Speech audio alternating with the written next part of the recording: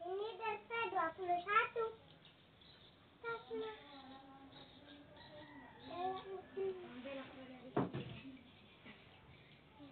Yang Allah Subhanahu wa Ta'ala berikan kepada kita sehingga pada hari Jumat ini kita masih sempat melaksanakan ibadah rutinitas mingguan kita yaitu salat Jumat secara berjamaah sesuai yang dicontohkan oleh Rasulullah SAW.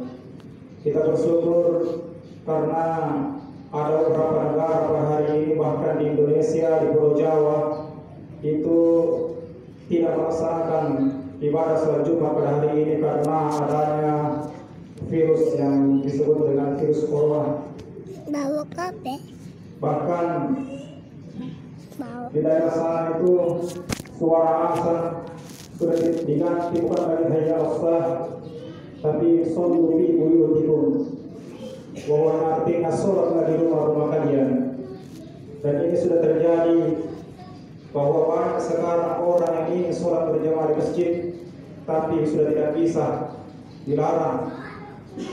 Bahkan yang terparah nanti akhir zaman kata Rasulullah SAW, banyak orang yang ingin membaca Al-Quran tetapi setelah dibuka itu Al-Quran tinggal hanya lembaran-lembaran kosong, tapi isinya Al-Qurannya sudah diangkat oleh Allah Subhanahu wa Ta'ala, sehingga di situ banyak manusia misal, kenapa tidak dari dulu saya membaca Al-Quran, baru saya membaca Al-Quran tapi tulisannya sudah tidak ada, hanya tinggal lembaran-lembaran kosong karena diangkat oleh Allah Subhanahu wa Ta'ala.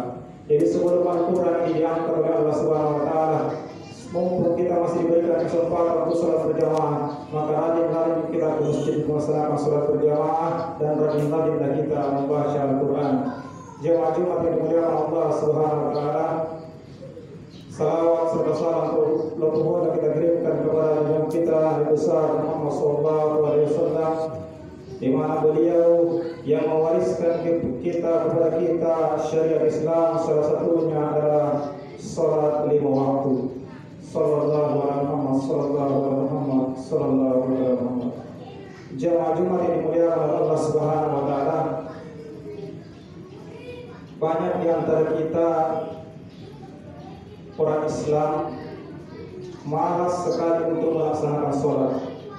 Janganlah kita melihat orang, kita lihat diri kita sendiri masing-masing. Terkadang kita melaksanakan sholat 5 waktu, akan tetapi kita masih berat untuk melaksanakannya. Kita merasa terpaksa untuk melaksanakannya, merasa terbebani untuk melaksanakan daripada sholat 5 waktu ini. Bahkan yang lebih parah, ada yang tidak cukup 5 waktu sholatnya. Dia sholat maghrib tapi tidak sholat isya. Dia sholat duhur tidak sholat asar. Dia sholat isya tidak sholat subuh. Jadi sholatnya tidak sempurna, seka-seka. Bahkan yang lebih parah lagi, orang Islam tapi hanya 1 minggu saja sholat, yaitu pada hari Jumat. Bahkan ada yang lebih parah lagi, memang tidak sholat sama sekali, padahal dia mengaku sebagai orang Islam. Kenapa ini terjadi jamaah Jumat yang dimuliakan Allah Subhanahu wa Ta'ala? Karena kita belum merasakan manfaat sholat pada diri kita. Kita belum merasakan hasil daripada sholat yang kita kerjakan sehari-hari. Padahal kalau kita betul-betul melaksanakan perintah Allah Subhanahu wa Ta'ala, karena sholat ini adalah perintah Allah Subhanahu wa Ta'ala, dan di balik daripada perintah-perintah Allah pasti ada kejayaan, pasti ada kesuksesan. Di balik perintah Allah Subhanahu wa Ta'ala pasti ada tunda-tunda pertolongan Allah Subhanahu wa Ta'ala. Kenapa kita malas? Karena kita belum merasakan manfaat-manfaat hasil dari sholat yang kita kerjakan. Jamaah Jumat yang dimuliakan Allah Subhanahu wa Ta'ala, padahal kalau kita betul-betul melaksanakan sholat sesuai yang dicontohkan oleh Rasulullah SAW, sesuai dengan syariat dan hakikat, maka sholat yang kita kerjakan dapat mendatangkan kedaulatan, dapat mendatangkan pertolongan Allah Subhanahu wa Ta'ala. Karena memang Allah Subhanahu wa Ta'ala mengirim kita ke dunia ini untuk menguji kita. Dan di dalam ujian ini, disitulah Allah Subhanahu wa Ta'ala menyimpan, memberikan kita berbagai macam masalah, mulai dari masalah kecil besar. Tapi masalah-masalah yang Allah berikan kepada kita ini, Allah Subhanahu wa taala sudah memberikan jalan keluarnya. Pasti ada jalan keluarnya. Hadirin yang dimuliakan Allah Subhanahu wa taala, sebagai contoh, ketika Nabi kita Muhammad sallallahu alaihi wasallam belum menerima daripada perintah salat 5 waktu ini, maka Nabi kita Muhammad sallallahu alaihi wasallam di dalam berdakwah mengalami berbagai macam masalah, mengalami berbagai macam gangguan ketika dalam berdakwah menyampaikan agama ini. Dan puncak daripada penderitaan Rasulullah SAW ketika pamannya yaitu Abu Thalib meninggal dunia. Karena waktu Abu Thalib masih hidup, maka Abu Thalib ini yang selalu membela daripada Rasulullah. Karena Abu Thalib ini disamanya adalah orang yang disegani, orang yang dihormati oleh kaum Quraisy, oleh kaum kafir Quraisy. Sehingga ketika Abu Thalib masih hidup, tidak ada yang berani mengganggu Rasulullah SAW di dalam berdakwah. Dia selalu membela Rasulullah SAW. Maka tetapi ketika Rasulullah SAW ketika Abu Thalib pamannya ini meninggal dunia, maka disitulah berbagai macam masalah yang dialami oleh baginda Rasulullah SAW. Bahkan Rasulullah SAW pernah sholat dalam keadaan bersujud, maka datang orang kafir Quraisy menyimpan daripada kotoran unta di atas kepalanya, sehingga pada saat Nabi bersujud tidak bisa mengangkat kepalanya. Datanglah anaknya Aisyah untuk mengangkat daripada kotoran itu, baru anak bangkit dari sujudnya. Belum selesai daripada masalah-masalah yang dihadapi Rasulullah SAW, datang lagi masalah baru, yaitu istrinya tercinta Khadijatul Kubra meninggal dunia. Maka bertambahlah kesedihan Rasulullah SAW, puncak daripada masalah-masalah, sehingga dua kejadian ini disebut pada waktu itu dalam tahun kesedihan. Maka di situ Allah Subhanahu wa taala melihat kekasihnya dalam keadaan masalah besar. Maka Allah Subhanahu wa taala ingin menyelesaikan masalah-masalah Rasulullah SAW. Maka Allah ingin menghibur Rasulullah SAW. Maka Allah mengundang Rasulullah SAW untuk bertemu dengannya. Itulah yang kita kenal dengan Rasulullah melakukan perjalanan Isra Mi'raj. Di dalam perjalanan Isra Mi'raj bertemu dengan Allah Subhanahu wa taala, maka disitulah Allah Subhanahu wa taala memberikan solusi. Diberikanlah sholat 5 waktu. Maka dibawalah sholat 5 waktu ini turun ke bumi ini dan diamalkan dan disampaikan kepada sahabat. Maka apa yang terjadi? Satu persatu masalah-masalah Rasulullah SAW diselesaikan. Hadirin yang dimuliakan Allah Subhanahu wa taala, jadi sholat ini asbab daripada Allah Subhanahu wa taala menyelesaikan daripada masalah-masalah yang kita hadapi. Jemaah yang dimuliakan Allah Subhanahu wa taala. Begitu juga dengan para sahabat, mereka meyakini bahwa di dalam sholat ini ada kejayaan, ada pertolongan Allah Subhanahu wa taala. Contohnya, sahabat Ali radhiyallahu anhu ketika terkena anak panah di punggungnya, maka sahabat Ali ketika ingin dicabut panah ini, maka sahabat Ali ini merasakan sakit yang luar biasa. Maka tidak bisa dicabut anak panah itu. Tapi apa kata sahabat Ali radhiyallahu anhu?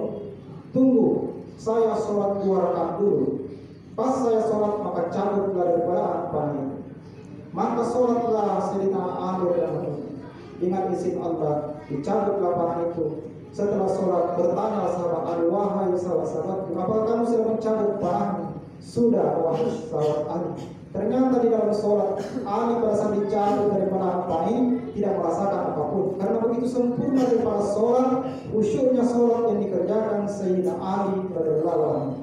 Inilah satu bukti bahwa di dalam sholat ada pertolongan Allah Subhanahu wa taala. Bukan saja para sahabat, para tabi'in. Ketika para tabi'in ini, ada sebuah kisah juga ketika para tabi'in ini ingin menyeberang daripada sungai dan tidak ada perahu. Maka para tabi'in orang soleh, wali-wali Allah ini, mereka melaksanakan sholat 2 rakaat dengan izin Allah. Mereka bisa menyeberang sungai tanpa dengan perahu. Mereka bisa berjalan di atas air. Asbab daripada sholat yang sempurna yang dikerjakan. Ada juga sebuah kisah, ada seorang waliullah. Beliau melihat ada sekumpulan kambing. Sekumpulan kambing ini dijaga oleh serigala. Dia heran, kenapa tidak seperti biasanya Biasanya serigala memakan daripada kambing-kambing ini, tapi kenapa kambing ini dijaga oleh serigala? Maka dia mencari tahu siapa pemilik kambing ini. Ternyata dicari, ditemukan seorang wanita pengembaranya yang sedang sholat. Maka ditunggu sampai selesai sholat. Maka setelah selesai sholat ditanya oleh wanita ini, apa amalanmu? Mengapa hebat sekali kambingmu tidak dimakan sehingga bahkan dijaga oleh serigala? Apa jawaban wanita ini? Saya memperbaiki hubungan dengan Allah Subhanahu wa Ta'ala yang menciptakan, yang menggerakkan daripada seluruh makhluk. Jadi ini pertolongan Allah Subhanahu wa Ta'ala. Wanita juga sempurna dari persoalan sehingga datang pertolongan Allah Subhanahu wa Ta'ala. Dan memang Allah Subhanahu wa Ta'ala berfirman dalam Al-Quran, "Wasta'inu bis-sabri was-salat," yang artinya carilah pertolongan Allah dengan sabar dan sholat. Jadi pertolongan Allah Subhanahu wa Ta'ala bisa datang apabila kita sabar dan kita sholat yang sempurna sesuai dengan yang dicontohkan Rasulullah SAW. Jamaah Jumat yang dimuliakan oleh Allah Subhanahu wa Ta'ala. Jadi apapun masalah-masalah kita, kalau kita mau menyelesaikannya dengan cara kita sendiri, itu tidak akan menyelesaikan masalah, bahkan akan menambah daripada masalah. Asbab itu tidak akan menyelesaikan masalah, tapi yang menyelesaikan masalah bagaimana kita memperbaiki hubungan kita dengan Allah Subhanahu wa Ta'ala.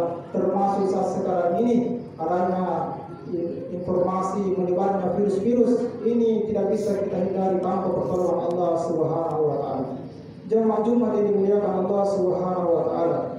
Jadi untuk bagaimana kita menghidupkan amal di dalam menjalankan asbab. Jadi kalau kita mau mendatangkan pertolongan Allah Subhanahu wa Ta'ala, kita menjalankan asbab di dalam menghidupkan amal. Kita hidupkan amal di dalam menjalankan asbab.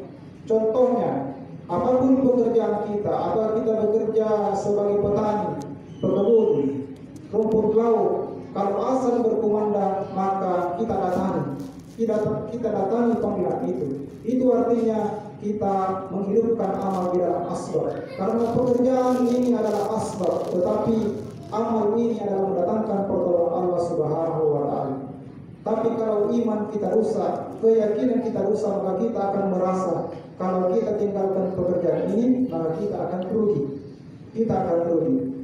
Inilah keyakinan yang rusak. Padahal jamaah Jumat yang dimuliakan Allah Subhanahu wa Ta'ala, pekerjaan itu hanya untuk mencari daripada rezeki. Itu sebagai asbab untuk mencari daripada rezeki. Tapi kalau kita datang ke masjid, kita datang menemui yang memberikan rezeki. Jadi kalau kita bekerja itu asbab untuk mencari rezeki. Tapi kalau kita ke masjid mendatangi panggilan azan, kita datang menemui yang memberikan rezeki. Tapi kalau keyakinan kita seperti keyakinan orang-orang kafir, bahwa ketika kita bekerja maka itu sebagai cara untuk mendapatkan rezeki, maka kita berani meninggalkan sholat. Jamaah Jumat yang dimuliakan Allah Subhanahu wa Ta'ala, banyak di antara kita meyakini bahwa sholat itu hanya keuntungannya di akhirat, bukan keuntungannya di dunia. Padahal kita sholat pun akan memudahkan daripada urusan kita. Nabi kita sendiri Sallallahu Alaihi Wasallam bersabda bahwa kalau kita menjaga daripada sholat kita, maka Allah Subhanahu wa Ta'ala akan memberikan 5 jaminan kepada kita, 1 jaminan di dunia dan 4 jaminan di akhirat. Apa jaminan di dunia? Kalau kita menjaga sholat, yaitu Allah Subhanahu wa Ta'ala akan memberkahi daripada rezeki kita, akan memperlancar daripada rezeki kita. Asbab-asbab yang kita kerjakan akan memudahkan Allah Subhanahu wa Ta'ala memberikan kita rezeki. Ini keuntungan kalau kita menjaga sholat. Apa keuntungan 4 di akhirat? Yaitu ketika kita menjaga sholat, maka kita akan diselamatkan dari siksa kubur. Kemudian kita akan diberikan catatan amal melalui tangan kanan, dan kita akan menyeberangi jembatan Sirat secepat kilat. Dan yang kelima, keuntungan ketika kita menjaga sholat, kita akan masuk ke dalam surga tanpa dihisab atau tanpa diperiksa. Jamaah Jumat yang dimuliakan oleh Allah Subhanahu wa Ta'ala, inilah daripada yang harus kita terangkan. Jadi kalau kita sudah saya sudah merasa khusyuk di dalam sholat, saya sudah sempurna di dalam sholat, tapi mengapa masalah-masalah saya belum selesai? Perlu kita pahami jamaah Jumat yang dimuliakan Allah Subhanahu wa taala, bahwa pertolongan Allah Subhanahu wa taala pasti datang cepat atau lambat. Bahkan sebenarnya pertolongan Allah sudah datang kepada kita. Yaitu apa contohnya? Kita sedang melaksanakan sholat. Inilah salah satu pertolongan Allah. Bersyukur kita karena kita masih diberikan kekuatan untuk melaksanakan sholat. Daripada banyak orang di luar sana, biar sholat tidak diberikan kekuatan. Jadi satu kesyukuran kita ketika masalah-masalah kita belum diselesaikan oleh Allah, kita bersabar dan kita bersyukur Allah Subhanahu wa taala sudah tolong kita, yaitu berikan kita kesempatan untuk melaksanakan sholat. Jangan cuma dimuliakan Allah Subhanahu wa taala. Jadi pada kesempatan kali ini juga di Jumat ini, sebentar mari kita banyak-banyak berdoa kepada Allah Subhanahu wa taala.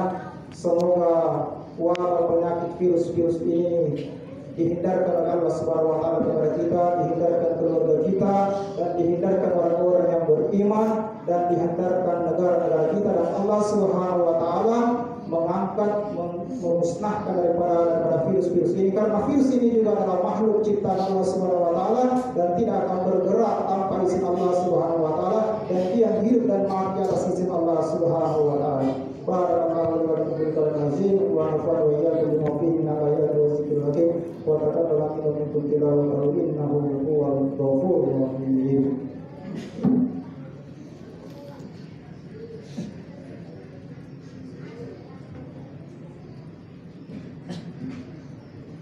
Alhamdulillah hamdan katsiran kama amara. Asyhadu an la ilaha illallah wahdahu la syarika lah wa asyhadu anna sayyidina Muhammadan abduhu wa rasuluh. Allahumma shalli wa sallim wa barik ala sayyidina Muhammad wa ala alihi wa sahbihi ajma'in. Amma ba'd. Ya ibadallah, taqullaha haqqa tuqatih wa la tamutunna illa wa antum muslimun. Qala Allah ta'ala fi kitabil karim, a'udzu billahi minasyaitonir rajim. Bismillahirrahmanirrahim. Inna Allaha wa malaikatahu yusholluna 'alan nabi ya ayyuhallazina amanu shallu 'alaihi wa sallimu taslima katsira. Allahumma ighfir lil muslimina wal muslimat wal mu'minina wal mu'minat al-ahya'i minhum wal amwat innaka samii'un qaribun mujibud da'wati qareeb. Allahumma inna nas'aluka salamatan fid dunya wal akhirati wa afiyatan fil jasad wa ziyadatan fil ilmi wa barakatan fil rizqi wa tawbatan qabla al-maut wa rahmatan qabla al-maut wa maghfiratan qabla al-maut. Allahumma hawwin alaina fi sakaratil maut wa najina minan nar wa laqina hisab. Rabbahu anni massani al-dhurru wa anta arhamur rahimin. Rabbahu anni massani asy-syaitanu bi rizqin wa asab. Allahumma rabbana asbil ba'sa ishfi anta asy-syafi la shifaa illa shifaa'uka shifaan la yughadiru saqama. Rabbighfirli wa liwalidayya warhamhuma rabbil alamin. Rabbana atina min ladunka rahmatan wa hayyi' lana min amrina rashada. Rabbana zalamna anfusana wa lam taghfir lana wa tarhamna lanakunanna minal khasirin. Rabbana hab lana min azwajina wa dhurriyyatina qurrata a'yun waj'alna lil muttaqina imama. Rabbana wa taqabbal du'a. Rabbana atina fid dunya hasanah wa fil akhirati hasanah wa qina adzabannar. Sallallahu alaihi wa sallam Muhammad walhamdulillahi rabbil alamin. Hadis salam